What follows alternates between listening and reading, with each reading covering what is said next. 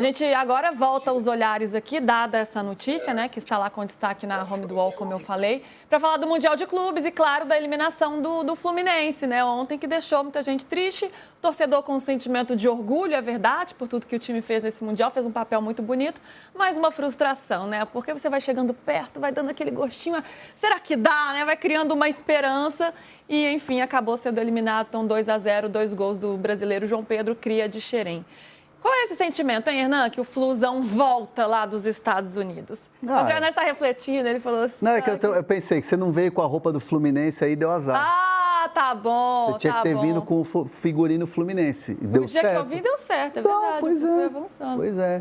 Aí, né? Não me vem chamar de pé frio, não. Galera, a culpa é dela. Não tenho nada com isso. Luiz Oliveira nas redes sociais e, ó...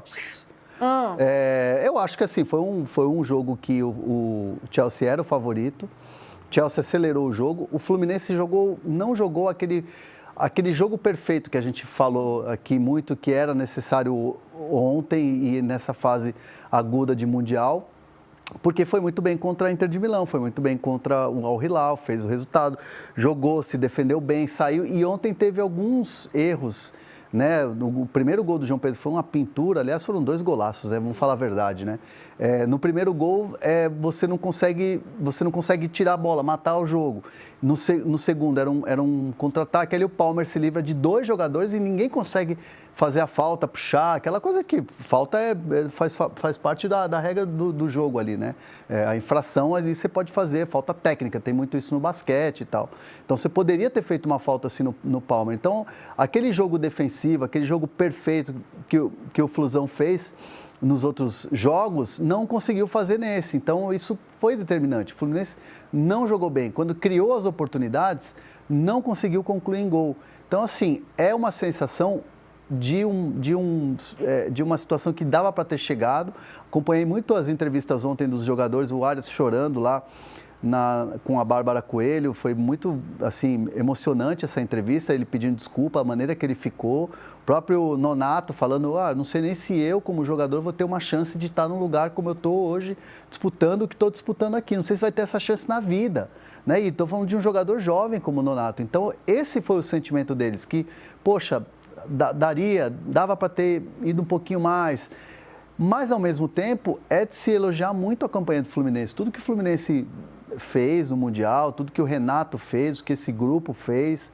Então, acho que fica esse sentimento de que realmente, quando precisou fazer o jogo perfeito, não conseguiu, e é normal, é natural contra um grande adversário.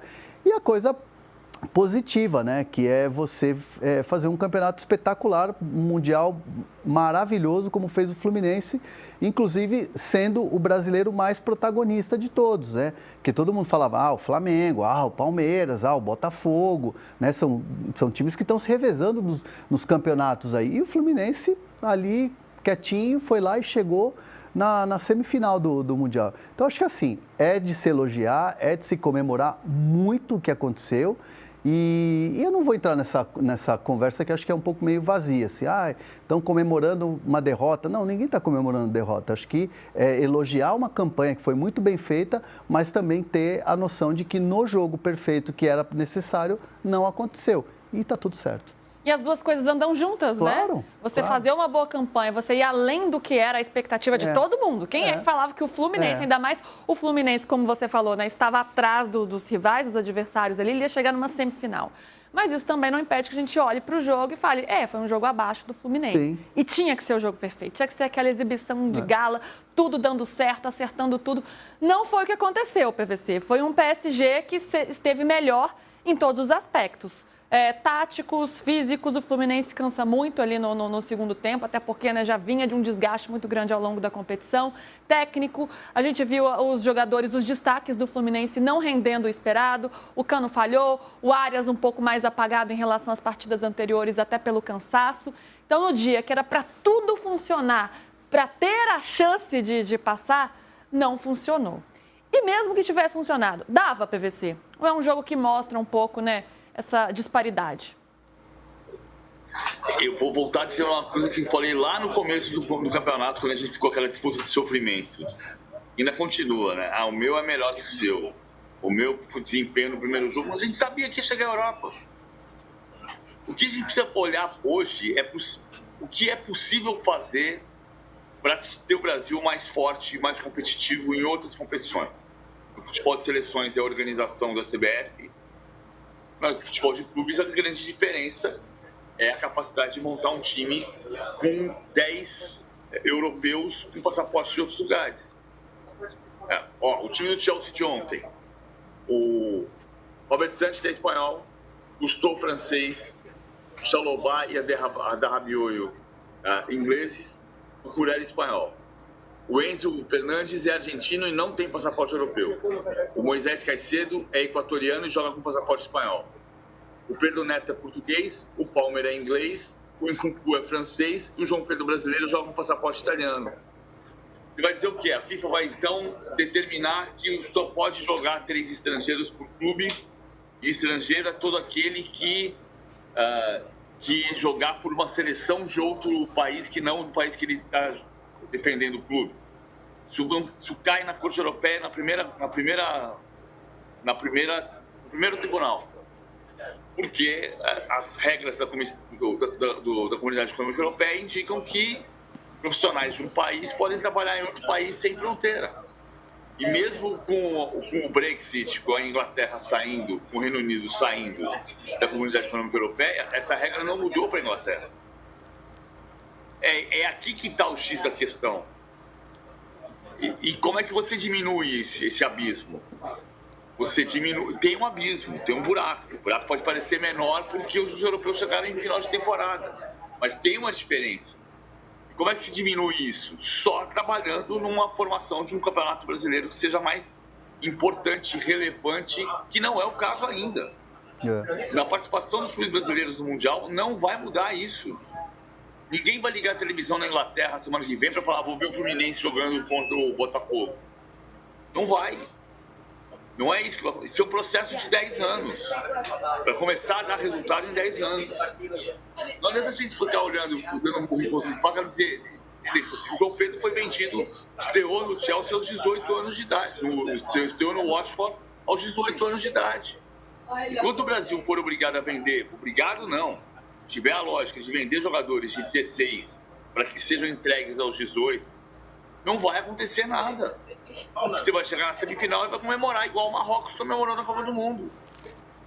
O Fluminense foi muito Marrocos na Copa do Mundo de clubes. Alguém achava na semifinal que o Marrocos ia ganhar a Copa do Mundo em 2022? Não achava. O Chelsea também jogou abaixo ontem. O ritmo do Chelsea foi diferente do que foi o ritmo contra o Palmeiras. Mais parecido com o ritmo contra o Flamengo por causa da temperatura. O jogo mais quente do 34 graus. Sensação de 38, 45% de umidade do ar, não teve jogo no mesmo ritmo de antes. O João Pedro foi a estrela do jogo, com dois gols espetaculares. Não é uma nova ordem do futebol mundial, né? Mas também eu espero que não seja só um sonho de uma noite de verão. Eu espero que traga, a gente colha frutos aí dessa participação brasileira nesse Mundial de Clubes. Você acha, Hernan, que a gente pode refletir um pouco, né? O PVC está falando sobre todas as nossas questões estruturais, do nosso futebol brasileiro, do nosso campeonato brasileiro, que precisa se fortalecer para que os outros centros assistam também o nosso futebol, não chega só aqui pegando o nosso jogador, mas assistindo o nosso futebol. Será que vem para a gente colher alguns frutos dessa participação? Eu espero que sim, mas eu duvido muito dessa... Não seremos tão otimistas. Não dá para ser tão otimista. Lá atrás, em 92, 93, quando o São Paulo do Tele Santana, que era um time espetacular, né? Que marcou época, marcou história no futebol. Muita gente tem como referência, o próprio Guardiola fala isso nas entrevistas, ganhou de 2 gigantes europeus, que eram o Barcelona e depois o Milan. E com grandes jogadores, com jogadores consagrados, jogadores de suas seleções e tal. E acho que ali você tinha, antes no Brasil, grandes craques jogando. Você agora tem a possibilidade, com os times se organizando, sendo SAF, times se organizando financeiramente, como é o caso do Flamengo, como é o caso do Palmeiras, e trazendo essas grandes estrelas para cá, eu acho que é um caminho, mas não é aquela coisa que você vai fazer assim, e daqui a pouco todo mundo vai ficar olhando o Brasileirão, jogos de domingo 4 da tarde ou 7h30 da noite. Mas eu acho que é um caminho que pode levar com os times mais fortes e mais organizados a competirem e olharem diferente o Mundial. Por exemplo, estava acompanhando outro dia uma fala do Gabigol aí nessas entrevistas que ele deu aí do lançamento de chuteira dele. E ele falando, a gente está olhando o Mundial. A gente está olhando o Mundial e está assim, tipo, babando, querendo que seja a nossa vez. E o Cruzeiro é um time que tem possibilidade financeira. Pedrinho Lourenço tem lá um projeto que é para o Cruzeiro ser protagonista, por que não? Então eu acho que é muito mais o olhar do futebol brasileiro para essas competições do que acho que a competição para o futebol brasileiro. É legal ver que um Cruzeiro quer muito chegar lá, que o Botafogo sentiu esse gostinho e quer voltar lá, o Flamengo idem, o Palmeiras idem. Então acho que é muito mais a nossa força, a nossa organização do que propriamente eles olharem para cá. Os clubes têm que estar sedentos mesmo, né? Porque são vários atrativos. Além do fator esportivo, óbvio, você está no Mundial de Clubes contra as maiores potências europeias, tem a questão financeira, né? Se você pensar no Chelsea, que gastou 400 milhões de reais no João Pedro. Essa é a realidade do futebol europeu. É com eles que a gente está competindo. Mas só com a classificação na final, eles já garantiram quase metade desse valor. Um João Pedro é quase o que o Palmeiras gastou na janela inteira. Exato. Fala, PV. Voltar no tempo aqui. O Brasil exporta jogadores. Eu tenho um livro que eu escrevi chamado Bola Fora, publicado pela editora Panda em 2009. O Brasil exporta jogadores desde a década de 1910. Tá? O Arnone, que foi jogar, saiu do Parasitária, foi jogar no Torino em 1914. Mas há momentos diferentes em relação às exportações. Tá? Então vamos pegar aqui. Nos anos 30, 31, 32, o Domingos Aguia dava declarações dizendo que não queria sair do Bangu, nem queria sair do Brasil, e foi jogar na Argentina, no Boca Juniors e no Nacional de Montevideo. Qual era a diferença? O profissionalismo tinha sido implantado na Argentina e no Uruguai em 1927, na Argentina em 31 e no Brasil só foi em 33. Esse buraco fez com que os jogadores brasileiros quisessem jogar fora. Depois dos anos 50, você tinha a Espanha contratando jogadores como Evaristo, mas tinha um limite disso. E na Espanha, depois dos anos 70 também, só podia quem tivesse algum tipo de nacionalidade ou parentesco. A Itália fechou o mercado em 66 por causa da derrota para a Coreia do Norte e só reabriu em 1980. E a partir de 1980 virou uma febre de você vender jogadores. Só que a Itália tinha 16 clubes na Série A e uma vaga de estrangeiro por clube. Então você vendia brasileiros naqueles 16 clubes da Série A, eram Luiz Silva na Pistoiese, Enéas no Bolonha e Falcão na Roma. Abriu para 2 estrangeiros por clube em 82 e abriu para 3 por clube em 1988. Quando a gente lembra do São Paulo, que atacou o Barcelona, o São Paulo ganhou do Barcelona e do Milan, mas foi melhor do que o Barcelona e foi pior do que o Milan, mesmo vencendo o Milan. O Barcelona tinha 3 jogadores estrangeiros, que eram Ronald Koeman, Stoichkov e Michael Laudrup. Eram 3 estrangeiros. Ontem, o Chelsea jogou aqui com 3 ingleses. Então, e o que transformou? Não adianta a gente falar assim, ok, com todo respeito a todos os argumentos. A Europa roubou nosso ouro no século XVII, mas em 95, a América do Sul tinha 20 títulos mundiais de clubes e a Europa tinha 14. Então, era diferente. O que transformou foi o processo a partir da sentença Bose. Você ter 3 extracomunitários para você ter 10 comunitários, incluindo Moisés Caicedo com passaporte espanhol e João Pedro com passaporte italiano, isso muda tudo. Porque você vinha comprar o jogador no Brasil, desde Evaristo de Macedo, desde a Lazio em 1934 tinha 11 brasileiros. Porque naquela época não tinha limite, né? Mas assim, a Lazio chegou a ter 11 brasileiros. Vinha aqui comprar o Filó, que foi campeão do mundo pela seleção da Itália. O primeiro campeão do mundo brasileiro foi o Filó Guarisi, pela seleção da Itália em 34. Porque ele, como estrangeiro jogando na Itália, jogava pela seleção da Itália. A gente não está falando de 92 mais. A gente está falando de 92, o Barcelona parecia mais forte e o São Paulo massacrou o Barcelona, porque o São Paulo, que já tinha vendido o Miller para o Torino, teve capacidade de recuperar o Miller para cá, não tinha vendido o Raí para o Paris Saint-Germain, não tinha vendido o Palhinha para o exterior, não tinha saído o Cafu para o Saragossa, não tinha saído o Ronaldão para o Japão. A diferença está aqui. É dinheiro? Mas é legislação. Você não vai conseguir manter... A única forma de você manter jogadores no Brasil por mais tempo, não vender com 16, vender com 22, 23, 24, é você ter um campeonato que se sustente, que cresça num processo que vai levar no mínimo 10 anos. E tem que começar ontem. Por isso que a gente fala de criação de liga, por isso que a gente fala de organização de gramado, por isso que a gente fala de estruturação de viagens, de estrutura de calendário, para que o cara entenda que é relevante jogar num grande clube brasileiro. É isso que precisa reformular. É aqui que vai estar a revolução. E se você pensar na Inglaterra de hoje, onde joga o Chelsea, em 1992, quando nasceu a Premier League, o Chris Waddle jogava no Olympique de Marselha e era o craque da seleção inglesa. O Paul Gascoigne, maior talento daquela época do futebol inglês, foi jogar na Lazio, 11ª colocada da Itália. Hoje é inimaginável você pensar que um jogador do Chelsea vai jogar num clube médio da Itália. Não acontece. Eles fizeram. A gente não está nem pensando que vai ficar pensando se o Fluminense desapontou ontem. Desapontou não, ele chegou em 4º lugar no Mundial. É o que dá. O Fluminense foi o Marrocos da Copa do Mundo de Clubes.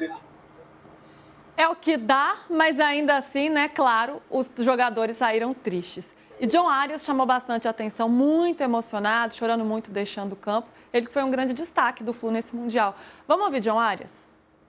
Que fica esse sentimento de orgulho, de felicidade pela boa campanha que a gente fez, mas também essa sensação de que a gente hoje poderia ter feito um dor muito grande, que como falei, estamos muito perto, dói estar tão perto e você sair de uma competição que gerou muita expectativa em nós, gerou muita expectativa no torcedor, que gerou muita expectativa na pessoa espera. Então a gente hoje felizmente sai da competição, sai de cabeça erguida, então eu acho que aí no final minha reação foi um pouco disso, foi uma mistura de tudo e no final é normal quando tem esse tipo de expectativa, quando você fica tão perto, você se emocionar ou você fica assim muito ao lado de uma derrota como a de hoje. Lateral René também chega falando sobre a polêmica de arbitragem do jogo de ontem, hein? Foi pênalti ou não foi?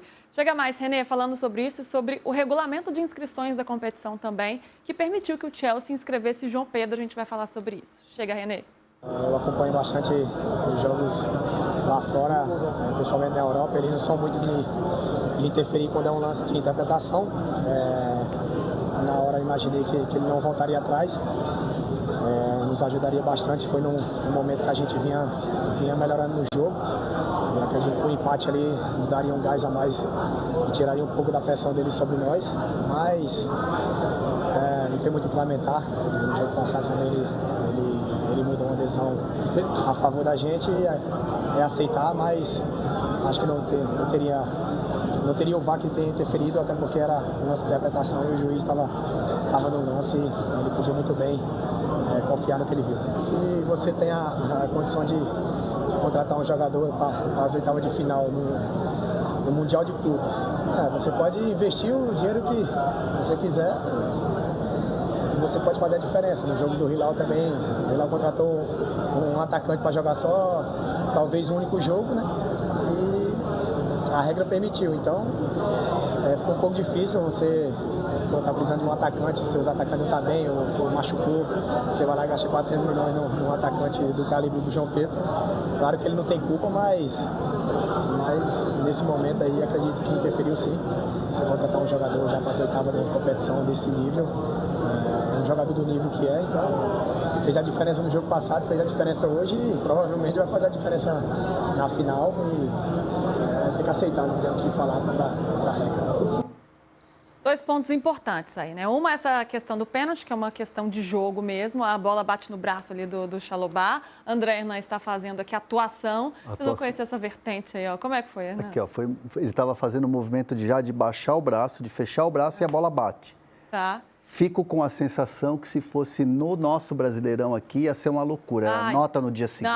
Isso ia. Árbitro afastado, um absurdo, mas eu acho que... Até o próprio Renato, eu tenho dúvida se não teria tido uma declaração mais forte se fosse no nosso Brasileirão. Eu acho que sim, porque infelizmente os nossos árbitros estão na berlinda em relação a vários erros que já ocorreram, mas fico com a sensação até que eles marcariam se fosse esse mesmo lance no Brasileirão.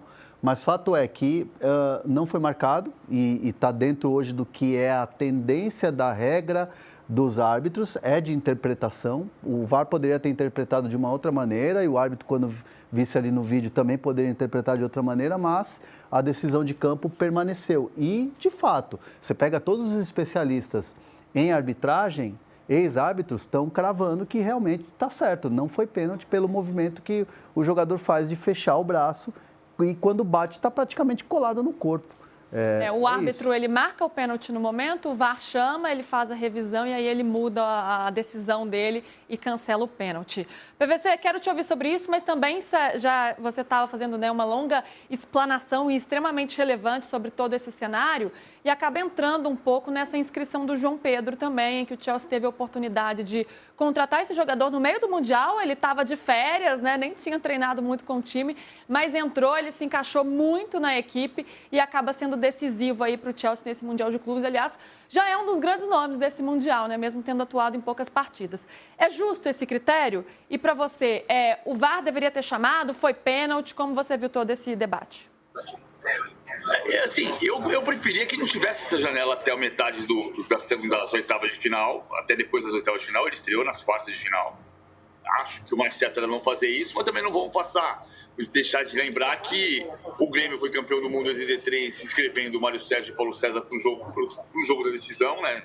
O Paulo César chegou antes, mas eles foram contratados para o Mundial de Clubes, que o Cruzeiro jogou o Mundial contra o Borussia Dortmund com o Bebeto e Gonçalves, que foram contratados para o Mundial de Clubes. Só acontecia ao contrário, não acontecia dessa maneira. O João Pedro não foi contratado para o Mundial de Clubes. O João Pedro não foi contratado para agora vamos precisar nos reforçar, senão a gente não vai ganhar o Mundial. Não foi isso que aconteceu. O João Pedro foi contratado para a temporada europeia, para a temporada que o Chelsea vai fazer, Premier League e Champions League. Foi para isso que ele foi contratado. Então, era melhor não ter, mas se o Palmeiras tivesse contratado o Ramon Sousa, também podia inscrever. Esse cara anunciou hoje o Ramon Sousa. Se tivesse anunciado semana passada, podia jogar contra o Chelsea. Então não é aqui que está o problema. Acho que a questão que passa pela capacidade de... E quando a gente fala, o limite de estrangeiros no Brasil aumentou, é péssimo que aumentar. Porque a gente vai contratar todos os 9 estrangeiros que os europeus não querem. Contratar o Ramon Sousa porque o Nottingham Forest não ficou feliz com ele. E ele pode servir muito para o futebol brasileiro, mas não serviu para a Premier League. A diferença está aqui. Falando em seleção brasileira e olhando para o João Pedro, Hernan, João Pedro, né, que já fez parte da seleção brasileira, será que essa aparição deles liga um alertinho ali, ó? Se João Pedro merece uma nova chance na seleção brasileira, Ancelotti tem que olhar para lá. Será que é nova esperança de um camisa 9 na seleção que a gente está buscando há muito tempo, ainda não encontrou esse jogador? Você está rindo, eu estou tentando entender, entendeu? Antes dele responder, eu estou tentando prever a resposta dele. Se eu fosse o Pombo, eu estaria preocupado. Ah, tá. Se eu fosse o Pombo Richarlison, eu estaria preocupado com essas atuações do João Pedro. O que me causa estranheza e, assim, bastante reflexão sobre, muitas vezes, as opiniões que a gente emite e os comentários, aquela coisa da rede social, que eu ouvi críticas, mas como é que a seleção brasileira me convoca um jogador do Brighton? Como é que jogador de time pequeno da Europa está sendo convocado quando o Savinho não era jogador do City? Nossa, o Savinho, do time pequeno. Então quer dizer que agora vai valer porque ele é do Chelsea. Então eu acho que assim, às vezes fica uma coisa assim do tipo... Vamos entender quem é o jogador, vamos entender a qualidade que ele tem, o desempenho que ele está tendo. E aí agora todo mundo está surpreso com o João Pedro do Chelsea. E o Dorival Júnior, quando escalou ele de titular, quando o convocou, está inventando. O Dorival está pardal e não sei o quê. Então, assim, às vezes a gente precisa olhar com mais carinho em relação a esses jogadores que muitas vezes não estão no primeiro escalão, na primeira prateleira. Acho que pacote João Pedro é um bom exemplo para a gente fazer uma reflexão. É boa a reflexão, né? De que podemos olhar para esses jogadores e criar menos rótulos antes da hora, né? Agora, o PVC, para a gente fechar o Fluminense aqui e encerrar o assunto Flu, cria-se uma expectativa maior para o Fluminense para o restante da temporada? Porque ele era tido ali como um time que estaria atrás dos adversários. O Botafogo conquistou os últimos títulos, o Flamengo e o Palmeiras com muito poder sempre. E o Fluminense ele chegou contestado, né, sobre alguns questionamentos. No ano passado lutou para não cair no Campeonato Brasileiro. Um novo trabalho do Renato Gaúcho. Dá para vislumbrar algo melhor para o Fluminense? Cria até uma certa pressão. Agora o Flu vai entregar mais. Campeonato Brasileiro, Copa do Brasil, Copa Sul-Americana. O Fluminense está em sexto lugar no campeonato, né? Olha só o que vai começar a acontecer, que é uma coisa que a gente diz aqui no Dia Primeira desde janeiro. 12 de julho... Sábado, o Fluminense volta a campo contra o Mirassol. Não, foi adiado. Aí joga já 17 de julho contra o Cruzeiro. 1, 2, 3, 4, 5, 6, 7, 8, 9, 10. Entre 17 de julho e 16 de agosto, 10 jogos. Palmeiras entre 16 de julho e 16 de agosto, 10 jogos. Então você vai fazer 10 jogos em 30 dias. Que foi o que a Internacional e o Barcelona, pela primeira vez na história do futebol europeu, fizeram em abril. E a Inter morreu. Tanto morreu que perdeu o Campeonato Italiano, a Copa Itália e a Champions League. É insano o que vai acontecer agora. Então você vai ter 10 partidas com decisões de Sul-Americana, com decisão de Campeonato Brasileiro, com decisão de tudo. E com a cabeça onde? Não, é imprevisível. Eu acho que esse Campeonato Brasileiro, essa maratona com obstáculos, tem uma chance de ter um clube surpreendente ganhando gigantesco. Cruzeiro, que está em segundo lugar, Bragantino, que está em terceiro lugar, o Bahia, que reaja. O campeonato vai mudar completamente. A lógica pode ser completamente diferente do que a gente viu nas 11 primeiras rodadas, 11h30. É isso aí. Quem sai com saldo mais positivo e mais negativo no Fluminense nesse Mundial, hein, Hernan? Vou te ajudar aqui já pensando, né? Que a defesa foi muito bem, apesar de ter cometido alguns erros ontem, mas a defesa foi muito bem. Agora, alguns nomes ficaram abaixo, como o Ganso, que a gente já citou ele aqui ontem.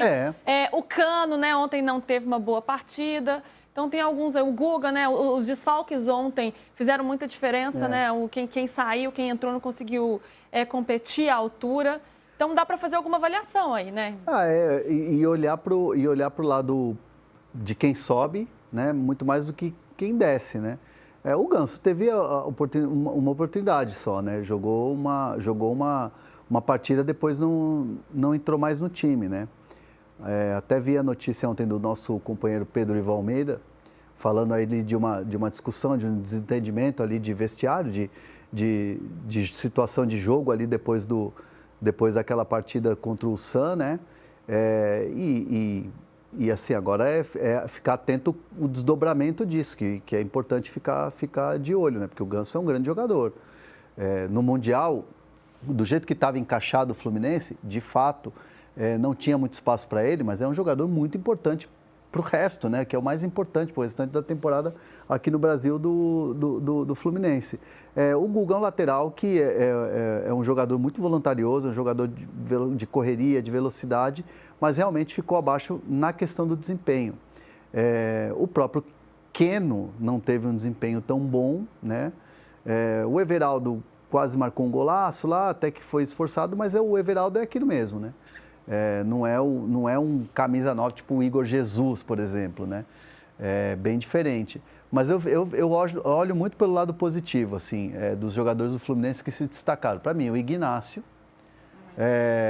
o Martinelli, que lamentavelmente tomou o cartão amarelo e não pôde jogar, o Hércules voou, o Arias, óbvio que a gente vinha falando do Arias há muito tempo, o Fábio, mesmo com 44 anos, é um jogador que ganhou muito destaque, mas pensando em projeção, esses jogadores, Martinelli, o Hércules, o Arias, o Ignácio. O Ignácio ninguém conhecia, as pessoas não conheciam o Ignácio.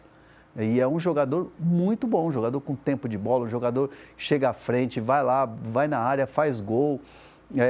dá carrinho, é um jogador que vai limpo na bola, assim, tem tudo para ser um grande jogador. E acho que a capacidade dele nesse Mundial e a confiança, a gente vai ver um jogador bem diferente aí, com outros olhos no Brasileirão.